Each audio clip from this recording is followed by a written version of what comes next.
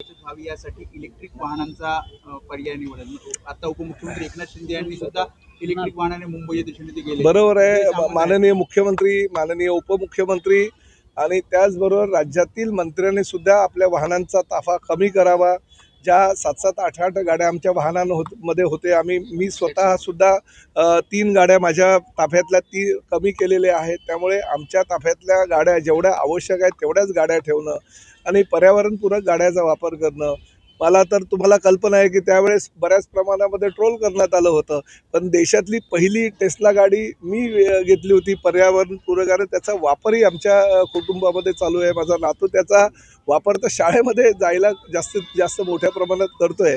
त्यामुळे सगळीकडे माननीय पंतप्रधानांनी जे आवाहन केले त्या आव्हानाचा विचार करून अनेक आमच्या मंत्र्यांनी विदेश दौरे रद्द केलेले आहेत. आशिष शेलार आहेत किंवा आमचे अजूनही काही मंत्रीगण होते ज्यांचे दौरे निश्चित झाले होते. विधानसभेचे अध्यक्ष होते, त्यांनी आपला दौरा जपानचा आहे तो रद्द केला.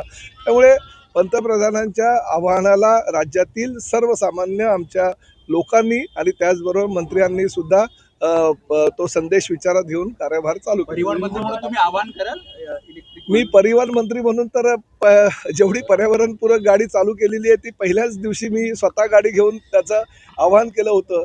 तुमच्या माहितीकरता एकमेव डिपार्टमेंट आमच्या मंत्रिमंडळातील आहे की 2035 हे साल आमच्या एस टी महामंडळामध्ये महत्त्वाचं ठरेल. कारण एस टी महामंडळाच्या ज्या काही 20,000 बसेस आता आहेत, ज्या आम्ही डिझेलच्या बसेस वापरतोय, पूर्णतः इलेक्ट्रिक व्हेकल करण्याचा आम्ही निर्धार केलेला आहे. त्या माध्यमातून तसं प्लॅनिंग आम्ही केलेलं आहे आणि त्याचबरोबर राज्यामध्ये 200 ठिकाणी PPP तत्वावर आम्ही चार्जिंग स्टेशन उभारतोय, जेणेकरून 2035 साली आमचं एस टी महामंडळ पूर्णतः पर्यावरणपूरक होईल. सर, विरोधक मोठ्या प्रमाणात टीका करताना पाहायला म्हणतात. अमोल कोल्हे असं म्हणतात की अबकी बार तोंड दाबून बुक्क्यांचा मार. नाही बघा, आता विरोधक आहे, दुसरं काय, त्यांना हे जुने सगळ्याच्या म्हणी वगैरे ते आता आठवणारच. कारण विरोधकांनी विरोधकांचं काम करावं, परंतु हे गोष्टसुद्धा मान्य करायला पाहिजे की आदरणीय पंतप्रधान नरेंद्र मोदी यांनी ज्या पद्धतीनं देश पुढे नेण्याचा प्रयत्न केलेला आहे, देशामध्ये महाराष्ट्र अजून पुढे नेण्याचं काम मुख्यमंत्री देवेंद्रजी आणि उपमुख्यमंत्री एकनाथ शिंदेसाहेब आणि सुनेत्राताई करतायत. त्या माध्यमातून आपला राज्य आणि आपला देश पुढे नेण्याचं काम महायुती आणि NDA सरकारच्या माध्यमातून चालू देखील वापरता येणार नाही.